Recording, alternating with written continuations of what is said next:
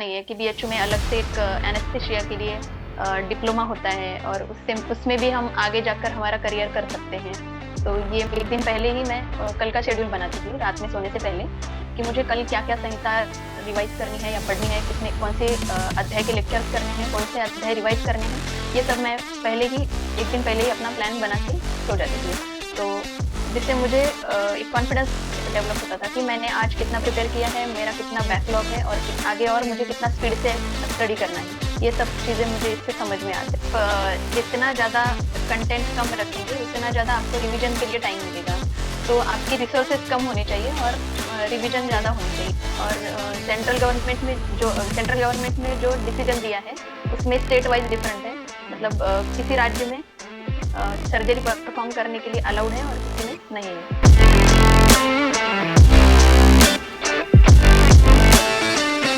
Hello everyone. आज हमारे साथ एक बहुत ही खास गेस्ट जुड़ी है, डॉक्टर अनुराधा नीलकंठे।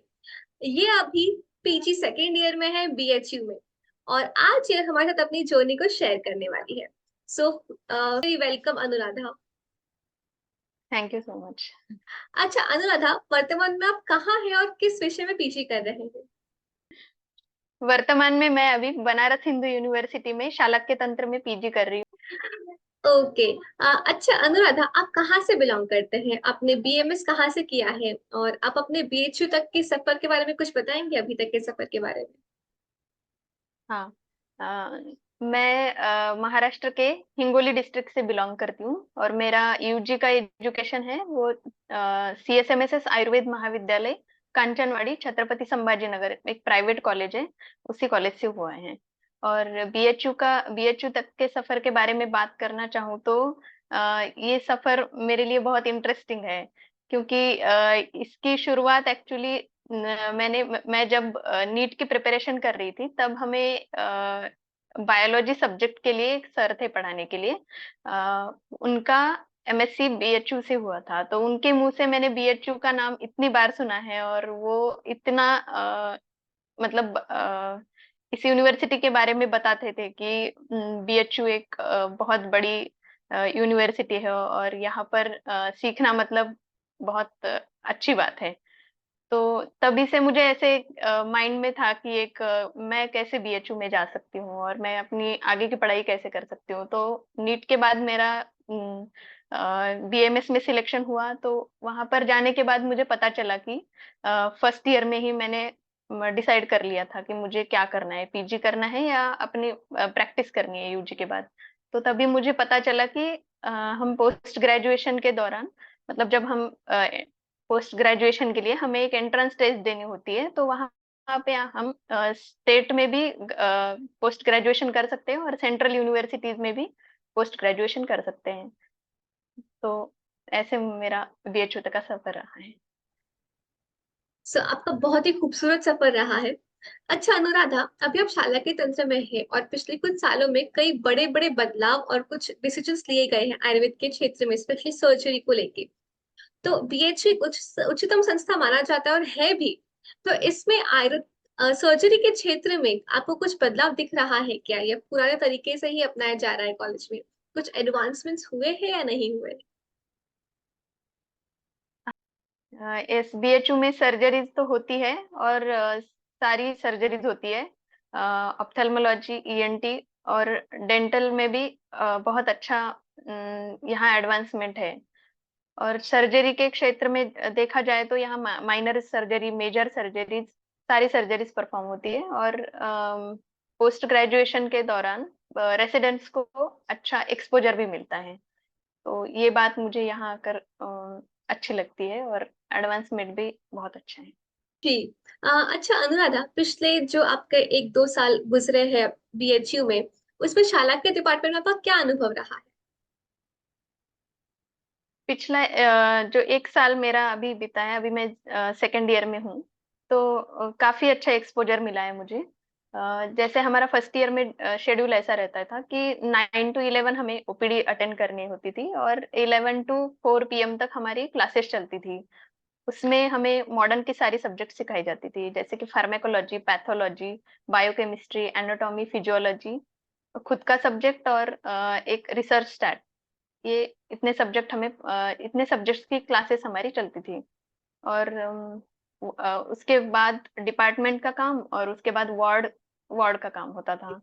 तो ऐसे पूरा दिन हमारा बिजी चलता है। तो इसमें हमें अलग अलग तरह की प्रोसीजर्स करने को मिली है, और पेशेंट्स का भी एक्सपोजर बहुत अच्छा है तीनों ओपीडी में। जैसे कि बीएचयू में ऐसा है कि ईएनटी की ओपीडी अलग चलती है, आई की ओपीडी अलग चलती है, और डेंटल की ओपीडी अलग चलती है। तो तीनों ओपीडी में एक्सपोजर अच्छा मिलता है।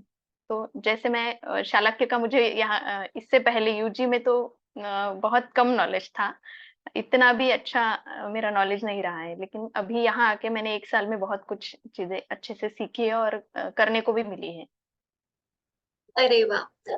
अच्छा अनुराधा, आजकल जो हमारे एस्पिरेंट्स है वो काफी एक्साइटेड होते हैं जानने के लिए कि शाला के क्षेत्र में क्या बदलाव आ रहे हैं, तो आप उसके बारे में कुछ बताना चाहेंगे? हाँ, शाला के क्षेत्र में मैं बताना चाहूंगी कि सैचुरेशन लेवल कम है। तो हम, अगर हमारा पोस्ट ग्रेजुएशन का सब्जेक्ट अगर चुनना चाहते हैं, तो मुझे लगता है शाला के तंत्र एक ब्रांच बहुत अच्छी है। जो आगे आने वाले बच्चे हैं वो इस सब्जेक्ट को इसी तरीके से अगर देखेंगे तो बहुत अच्छा सब्जेक्ट है।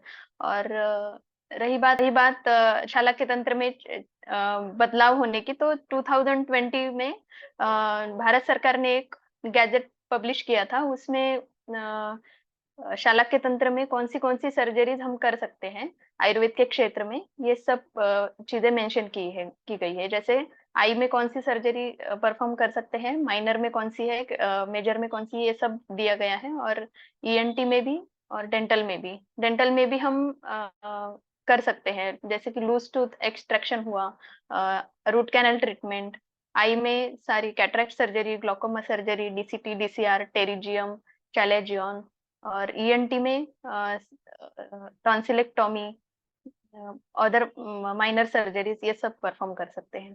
तो ये बहुत बड़ा बदलाव मुझे लगता है शल्य तंत्र के क्षेत्र में। और आयुर्वेद से भी हम अच्छी तरह से मेडिकल मैनेजमेंट कर सकते हैं। जी। अच्छा अनुराधा, शाला की तंत्र प्रैक्टिकल प्रॉपर वे में एमबीबीएस की तरह से ही होता है क्या? और जो डिसीजन आया है अभी सेंट्रल गवर्नमेंट का, जैसे आपने गैजेट के बारे में बताया, तो ये स्टेट वाइज डिफरेंट है क्या? क्या ophthalmology and ENT surgery private क्षेत्र में अलाउड है क्या? हाँ, शाला के तंत्र प्रैक्टिकल प्रॉपर वे से देखा जाए तो बीएचयू में जैसे मैं सीखती हूँ, मतलब जितने भी आयुर्वेदिक मेडिकल इंस्टीट्यूट है उसके कंपैरिजन में मैं बीएचयू में जो सीखती हूँ, तो उसका मुझे लगता है कि मॉडर्न ज्यादा यूज होता है यहाँ पर। और एमबीबीएस की तरह ही है, ऑलमोस्ट एमबीबीएस की तरह ही होता है। और आयुर्वेद भी यूज यूज होता है। और सेंट्रल गवर्नमेंट ने जो डिसीजन दिया है उसमें स्टेट वाइज डिफरेंट है। मतलब किसी राज्य में सर्जरी परफॉर्म करने के लिए अलाउड है, और किसी में नहीं है। और ऑप्थेल्मोलॉजी और ईएनटी की सर्जरीज हम प्राइवेट प्रैक्टिस जब हम करेंगे अ, तब हमें अलाउड है सर्जरीज, जो कि भारत सरकार से ही हमें परमिशन मिली है। ओके। अच्छा अनुराधा, आपके एआई पीएचडी की तैयारी का सफर कैसा रहा और आपने कब और कैसे किया था? मेरा ये पीजीटी की जर्नी बहुत इंटरेस्टिंग है, और मुझे बताने में बहुत खुशी हो रही है ये जर्नी मेरी, आप सब लोगों के साथ शेयर करने में। अ, मैंने मेरी जर्नी जब मैं फर्स्ट ईयर में थी तभी मेरी जर्नी स्टार्ट हुई थी। मतलब मैंने तभी से डिसाइड कर लिया था कि मुझे आगे जाके यूजी के बाद क्या करना है, अपनी खुद की प्रैक्टिस करनी है या फिर पोस्ट ग्रेजुएशन करना है। तो मैंने तभी से सेट किया था। तो मैंने सेट किया था कि पोस्ट ग्रेजुएशन करना है, तो मैं अपना फर्स्ट टू फाइनल ईयर का जो एकेडमिक जितना भी परफॉर्मेंस है वो अच्छा रखा था मैंने। और फाइनल ईयर के बाद मैंने इंटर्नशिप में डॉक्टर अजित पाटिल सर के क्लास ज्वाइन किए थे। मुझे याद है 1 जनवरी 2022 को मैंने सर के क्लास ज्वाइन किए थे। और क्लासेस स्टार्ट होके 1-2 महीना हो गया था, मैंने थोड़ा लेट ज्वाइन किया था। फिर भी एक मुझे 8 to 9 मंथ्स का स्पैन मिला था, उसी में मैंने एआईपीजीटी की तैयारी की थी। और जितना भी मुझे टाइम मिला था उसमें मैंने पहले 6 मंथ्स कॉलेज की इंटर्नशिप की थी। तो उसमें मैंने सारा सिलेबस कवर करने की कोशिश की थी। जैसे कि मेरा इंटर्नशिप का टाइम सुबह 9 बजे स्टार्ट होता था और 2 बजे तक मेरा इंटर्नशिप का डेली का शेड्यूल था। तो उसके बाद 2 बजे के बाद मैं जितना भी मुझे टाइम मिलता था, दिन का 7 से 8 घंटे मैं निकालती थी। जब कॉलेज की इंटर्नशिप मेरी चलती थी 6 मंथ की, तो तभी मैंने बहुत अच्छे से स्टडी का प्लान किया था और सारा सिलेबस कवर कर लिया था। उसके बाद मैंने पीएससी जब मेरी स्टार्ट हुई तब मुझे बहुत अच्छा सा टाइम मिला था, तो मैंने उस 3-4 महीने में बहुत अच्छे से प्रिपेयर किया था। जितना भी मुझे बैकलॉग हुआ है या रिवीजन करना है, ये सब चीजें मैंने उसी टाइम में कवर की थी। और उसके बाद मेरा सिविल था, बीच में ही हमारा सिविल हुआ था। और 15 अक्टूबर को हम हमारा एआईपीजीटी का एग्जाम हुआ था और उसके बाद हमारा फिर सिविल कंटिन्यू हुआ था। मतलब ये सब शेड्यूल हमारा कोविड की वजह से एक्सटेंड हुआ था। ओके एंड ये आपका डेडिकेशन ही था, आपने जो कंसिस्टेंसी से आपने पढ़ाई की थी उसी के कारण था कि आपको एआईपीएचडी में ऑल इंडिया रैंक 109 आया एंड आपने बीएचयू में शाला के तंत्र की सीट हासिल की थी। अच्छा अनुराधा, माइनर संहिता के क्वेश्चंस कैसे सॉल्व करने चाहिए और कहाँ से तैयारी करनी चाहिए उनकी? माइनर संहिता के क्वेश्चंस हमें मैंने तो खास अपनी प्रिपरेशन में डॉक्टर अजित पाटिल सर, इन्होंने जितने भी माइनर संहिता के नोट्स दिए थे हमें, और सर जैसे रिकॉर्डिंग्स डालते थे माइनर संहिता के, और क्वेश्चंस भी थे सर के ऐप पे, तो उसी से मैंने सारी प्रिपरेशन की थी। तो माइनर संहिता को हमें हमारी जर्नी में डेली बेसिस पे भी अगर अगर हम नहीं पढ़ते हैं तो भी चलेगा, क्योंकि माइनर संहिता पे ही हम ज्यादा फोकस करेंगे तो मेजर संहिता को हमें इतना टाइम नहीं मिलेगा। तो हमें हमारे डेली के शेड्यूल में ऐसा करना चाहिए कि 1 to 2 डेज के गैप में या फिर 3 to 4 डेज के गैप गैप में हमें माइनर संहिता पढ़नी चाहिए। और ये हर रोज का प्लान नोट करना चाहिए कि इस डे पे मैंने ये संहिता नोट पढ़ ली है और उसके क्वेश्चन भी सॉल्व किए हैं। उसके बाद 2-3 दिन के बाद फिर से दूसरी कोई संहिता उठानी है, माइनर संहिता, उसके लेक्चर्स करने हैं और उसका रिवीजन करना है और उसके एमसीक्यू सॉल्व करने हैं। ऐसे मेरा डेली का प्लान रहता था, जिससे कि मुझे मैं डेली बेसिस पे एक दिन भर में मैं पूरा सिलेबस को टच होती थी कि मेजर संहिता भी थोड़ा पढ़ लेती थी, माइनर संहिता भी पढ़ लेती, सब्जेक्ट्स को भी मेरा टच रहता था, और सर के most important notes, random notes, IMP notes और मिसलेनियस सेक्शंस के क्वेश्चंस और मिक्स नोट्स, ये तीनों नोट्स मैं डेली बेसिस पे पढ़ती थी। जी, यानी कि हमको रोज थोड़ा बैलेंस में लेके चलना चाहिए, किसी को भी ओवरडोज नहीं करना है, बट हमें हर एक को थोड़ा थोड़ा कवर यस। करके बैलेंस में लेके चलना चाहिए। यस। अच्छा अनुराधा, रसशास्त्र कैसे रिवाइज करना चाहिए, बिकॉज वो काफी वॉलेटाइल सब्जेक्ट होता है, जो थोड़ा मुश्किल होता है उसे याद करने में। हाँ, रसशास्त्र एक ऐसा सब्जेक्ट है कि इसमें कंसिस्टेंट रहना पड़ता है, क्योंकि अगर हम इसको रिवाइज नहीं करेंगे तो पीछे का पूरा भूल जाएंगे और आगे का बस याद रहेगा हमें। तो रसशास्त्र का भी मेरा ऐसे ही प्लान था कि डेली के शेड्यूल सर के ही रसशास्त्र के नोट्स से ही मैंने पूरी पढ़ाई की थी। और सर के जितने भी ऐप के लेक्चर्स हैं, ऐप के टॉपिक वाइज या सीरीज वाइज जितने भी क्वेश्चंस हैं, मैं डेली बेसिस पे सॉल्व करती थी। रसशास्त्र को मैं सुबह 1 घंटा तो देती ही थी। सर के जितने सीरीज है, डेली एक सीरीज या फिर 2 सीरीज ऐसे करके पढ़ाई करती थी। और कभी अगर सीरीज पढ़नी नहीं होती तो मैं किसी दिन लेक्चर्स रिवाइज करती थी या फिर ऐप के क्वेश्चन सॉल्व करती थी। तो इससे मेरा सब्जेक्ट्स को भी टच रहता था और रसशास्त्र सब्जेक्ट बहुत अच्छे से मेरा प्रिपेयर हुआ था। ओके, अच्छा आपने अपना प्रिपरेशन कब शुरू किया था और आइडियली कब स्टार्ट करना चाहिए हमें प्रिपरेशन? मेरा प्रिपरेशन तो मैंने सर के क्लासेस ज्वाइन किए थे मैंने फाइनल ईयर के बाद इंटर्नशिप में, तब भी मैंने 100% देके अपना स्टडी किया है। वैसे तो आइडियली मैं आगे जितने भी स्टूडेंट्स प्रिपेयर करना चाहते हैं उनको बताना चाहूंगी कि आप फाइनल ईयर से या फिर सेकेंड ईयर से आप ये जर्नी स्टार्ट कर सकते हैं, आप अपना प्रिपरेशन स्टार्ट कर सकते हैं। जितना जल्दी स्टार्ट करोगे आप उतना ही ज्यादा आपके कंसेप्ट क्लियर होंगे और आपका रिवीजन भी अच्छा होगा, और आपका स्कोर भी, आपका फाइनल एग्जाम में परफॉर्मेंस भी अच्छा रहेगा। ओके, ये सब तो बिल्कुल सही कहा, जितना जल्दी स्टार्ट करेंगे हम रेस में उतना ही आगे रहते हैं, बिकॉज एक मैराथन है, एक कोई छोटी सी रेस नहीं है। अच्छा, आप अपनी प्रिपरेशन कैसे करती थी, आपकी स्ट्रेटेजी क्या थी? मैं जैसा कि मैंने बताया कि मैंने कॉलेज की पहले 6 मंथ्स की इंटर्नशिप कर ली थी, और उसी के दौरान मैंने अपना पूरा मैं डेली का शेड्यूल बनाती थी। एक दिन पहले ही मैं कल का शेड्यूल बनाती थी रात में सोने से पहले, कि मुझे कल क्या क्या संहिता रिवाइज करनी है या पढ़नी है, कितने कौन से अध्याय के लेक्चर्स करने हैं, कौन से अध्याय रिवाइज करने हैं। ये सब मैं पहले ही, एक दिन पहले ही अपना प्लान बना के सो जाती थी। तो जिससे मुझे एक कॉन्फिडेंस डेवलप होता था कि मैंने आज कितना प्रिपेयर किया है, मेरा कितना बैकलॉग है, और आगे और मुझे कितना स्पीड से स्टडी करना है। ये सब चीजें मुझे इससे समझ में आती। सुबह मैं जल्दी उठ जाती थी, 5 बजे या फिर 6 बजे, ऐसा मेरा टाइम रहता था उठने का। सुबह उठने के बाद मैं 10 से 15 मिनट मेडिटेशन डेली करती थी। मेडिटेशन करने से आपको ये फायदा होता है कि आप कंसंट्रेशन आपका ज्यादा अच्छा रहता है, और आप एक डिसिप्लिन मैनर में आप काम करते हैं। अ, और कॉन्फिडेंस लेवल भी बहुत अच्छा होता है मेडिटेशन से। तो सुबह उठ के पहला काम मेरा यही रहता था कि मैं 10 से 15 मिनट मेडिटेशन करना, उसके बाद ये चीजें याद करने की है, जितने की जैसे कि हमारे संख्या होती है, सुश्रुत शारीर की, या फिर अग्र्य संग्रह, द्रव्य गुण और रसशास्त्र की कुछ सीरीज जो कि आपको हार्ड जाती है, या फिर संहिता का कुछ कुछ ऐसा पोर्शन होता है जो कि हमें जल्दी भूल जाते हैं, वोलाटाइल होता है। तो उस पोर्शन को मैंने अलग करके डिवाइड कर दिया था कि ये चीजें मुझे सुबह लर्न करनी है।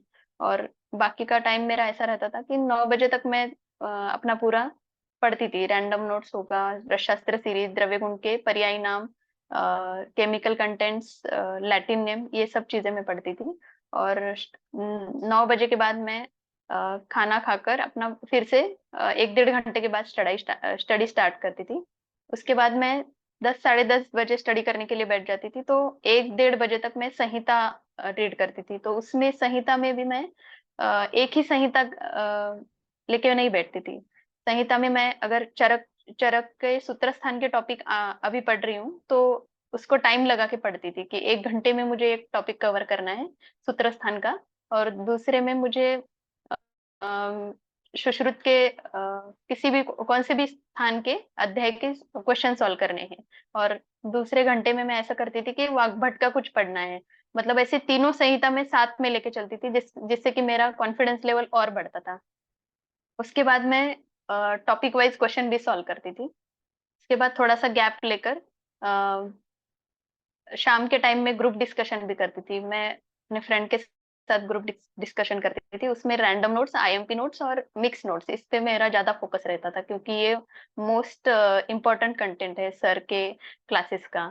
तो शाम तक 7 बजे तक तो मैं ऐसे अपना स्टडी का प्लान रखती थी। उसके बाद थोड़ा सा दिन भर पढ़ाई करके थोड़ा सा प्रेशर हो जाता था ब्रेन पे। तो मुझे ऐसा लगता था कि अब थोड़ा सा क्वेश्चन सॉल्व करना, या फिर बस ऑडियो लेक्चर्स ही सुनना, या फिर क्वेश्चन जितने मैंने टेस्ट सॉल्व किए हैं उसका एनालिसिस करना, ये सब चीजें करती थी। और एक बात मैं बताना चाहूंगी मेरी जर्नी में, कि मैं प्रीवियस ईयर क्वेश्चंस और जितने भी सर के क्लासेस के टेस्ट होते थे, उस मेजर टेस्ट हो या माइनर टेस्ट हो, उन सब का मैं एनालिसिस करती थी। एनालिसिस करने के लिए मैं अलग से अपनी एक नोटबुक बना ली थी। उसमें मैंने किस दिन टेस्ट होता है, टेस्ट का डेट, टाइम, और मेरा रैंक कितना आया है, मैंने कितने मिस्टेक्स किए हैं, और मेरा मार्क्स कितने आए हैं, ये सब नोट करती थी। और जितने मेरे क्वेश्चंस निगेटिव में जाते थे या मिस्टेक हो जाते थे, वो मैं सब क्वेश्चन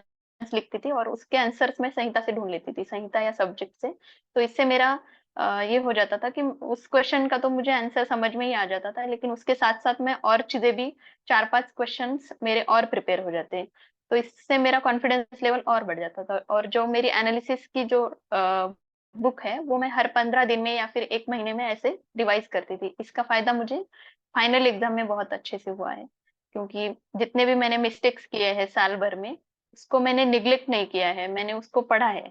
तो अगर फाइनल एग्जाम में कोई क्वेश्चंस आता है उस चीज पर, तो मैं कॉन्फिडेंटली उस चीज को सॉल्व कर पाई थी।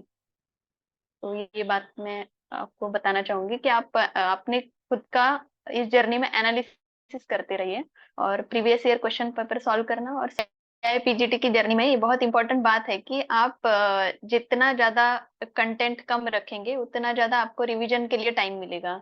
तो आपकी रिसोर्सेस कम होने चाहिए और रिवीजन ज्यादा होनी चाहिए।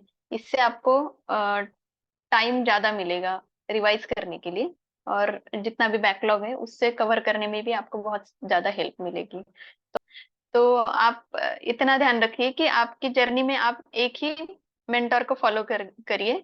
तो मैंने भी अपनी जर्नी में बस डॉक्टर अजित पाटिल सर को ही 100% फॉलो किया था, और उनके ही जितने आपके जितना कंटेंट है एआईपीजीटी का उतना फॉलो किया था। मैं अदर सोर्सेस या ज्यादा सोर्सेस के पीछे नहीं भागी थी। बस मैंने अपना रिसोर्सेस कम रखा और रिवीजन ज्यादा दिया। और एक बात इस जर्नी में है कि बहुत सारे बच्चों को ऐसे लगता है कि इस टेस्ट में मेरे मार्क्स कम हुए, मॉक टेस्ट में मेरा स्कोर अच्छा नहीं आ रहा है, ये सब चीजें होती है, और मेरा रैंक कभी नहीं बढ़ रहा है। तो मेरे मेरे साथ भी ये हुआ था कि मैं कभी टॉप 25 में नहीं आई थी। तो बस आपको इसमें एक ही करना है कि आपको सेल्फ मोटिवेट रखना है खुद को, कि आप ये कैसे रख सकते हैं। अगर आपका एक लॉन्ग टारगेट फिक्स है कि मुझे वो चीज अचीव करनी है, कि मुझे फाइनल डेस्टिनेशन देखना है, उस पे आप ज्यादा ध्यान दीजिए। तो आप आपको अपने आप इस जर्नी में मोटिवेशन आएगा, कभी स्टडी बोर नहीं होगी। तो मैं यही बताना चाहूंगी, अगर लीडर बोर्ड पे आपके मार्क्स कम दिखते हैं या फिर आपका रैंक कम आ जाता है तो भी कोई फर्क नहीं पड़ता है। तो आप बस अपनी स्टडी में कंसिस्टेंट रहिए, डिसिप्लिन रहिए और हार्ड वर्क कीजिए, और हार्ड वर्क के साथ साथ स्मार्ट वर्क भी करिए।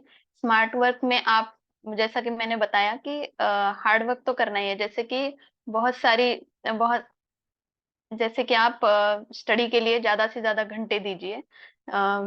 दिन में आपको जितना भी टाइम मिलता है आप उतना डेडिकेशन के साथ स्टडी करिए। और स्मार्ट वर्क में बात करना चाहूंगी कि जैसे कि आप ऐप के क्वेश्चन सॉल्व करते रहिए, ज्यादा से ज्यादा रिवीजन करिए, और प्रीवियस ईयर क्वेश्चंस करना बहुत इंपॉर्टेंट है।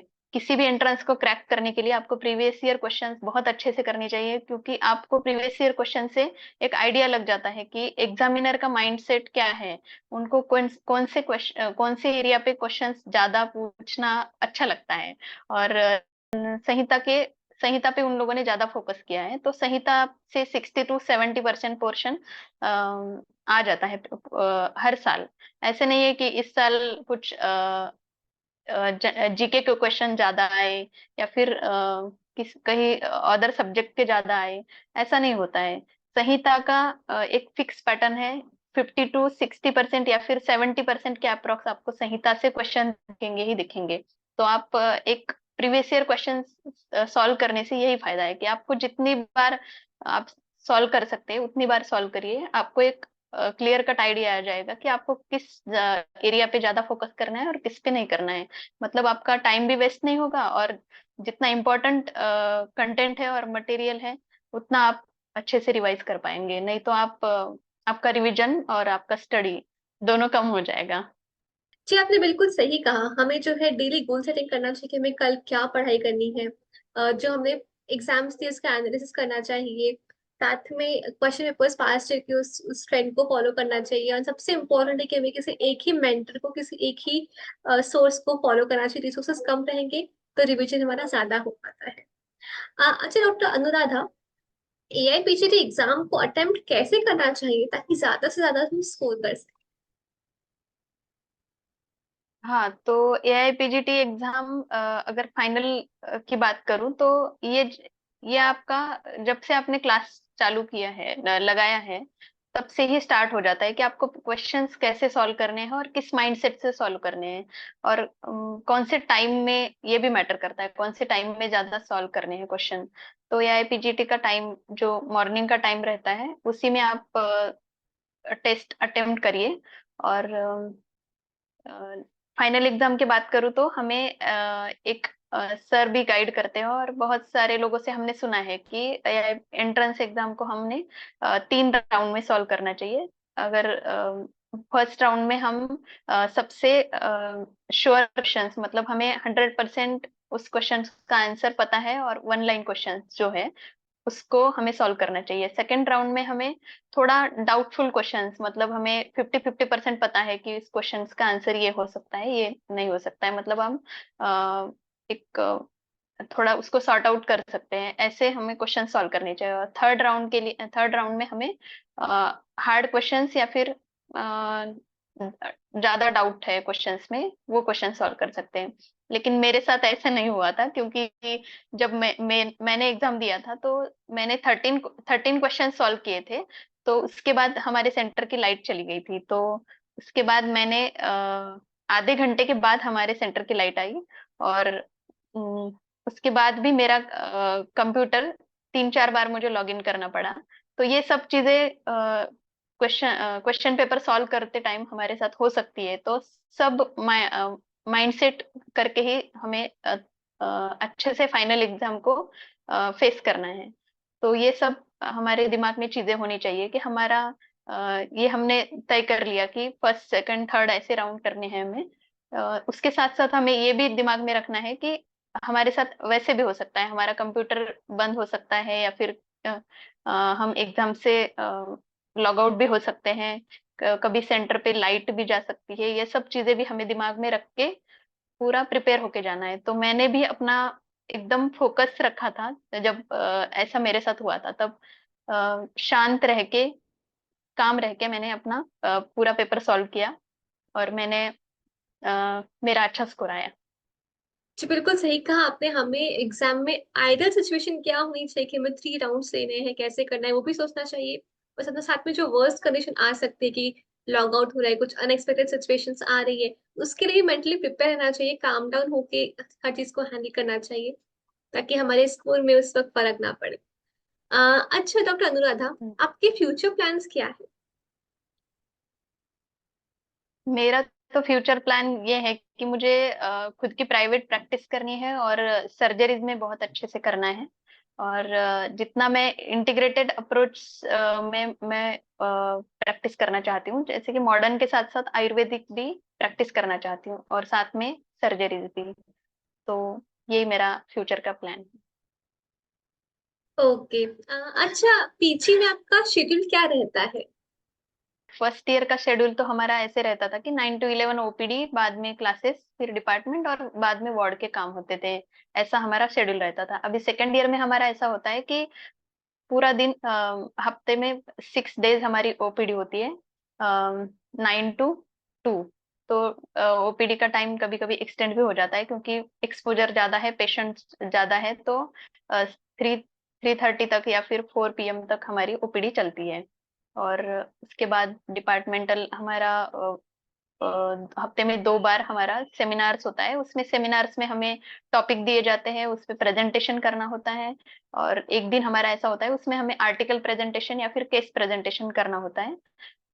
हमें यहाँ पर वेट लैब ट्रेनिंग भी दिया जाता है। उसमें जैसे हमारे आयुर्वेद में बताया गया है कि योग्य सूत्रीय, योग्य सूत्रीय में जैसे हम सर्जरी में परफेक्शन आने के लिए हम अलग से ट्रेनिंग करके देखते हैं, वैसे ही हमें वेट लैब ट्रेनिंग दिया जाता है, गोट्स आइज के ऊपर सर्जरीज करके देखना, ऐसे बहुत सारे एक्स्ट्रा सर्जरीज करना, ये सब चीजें हम हमें यहाँ सिखाई जाती है, जिससे कि हमें सर्जरीज में परफेक्शन आ सके। ये चीज मुझे बहुत अच्छी लगती है यहाँ की। दैट्स वेरी इंटरेस्टिंग कि आपको वहां पे योगी सूत्रीय की तरीके से गोटाई के ऊपर सर्जरी वगैरह करने का मौका मिलता था, कि आप लोगों का और हाथ साफ हो सके, एकदम परफेक्शन आ सके। मतलब वहां पे पेशेंट के फ्लो के साथ साथ वेट लैब में भी आपको ट्रेनिंग मिलती है। That's really great actually. अच्छा डॉक्टर अनुराधा, किस किस डिजीज के लिए ज्यादा पेशेंट आते हैं बीएचयू में? जैसे कि मैंने पहले भी बताया है कि यहाँ 3 ओपीडी चलती है अलग अलग शालाक्य तंत्र की। आई आई ओपीडी अलग चलती है, ईएनटी ओपीडी अलग, और डेंटल की अलग चलती है। तो आई में ज्यादा एक्सपोजर होता है।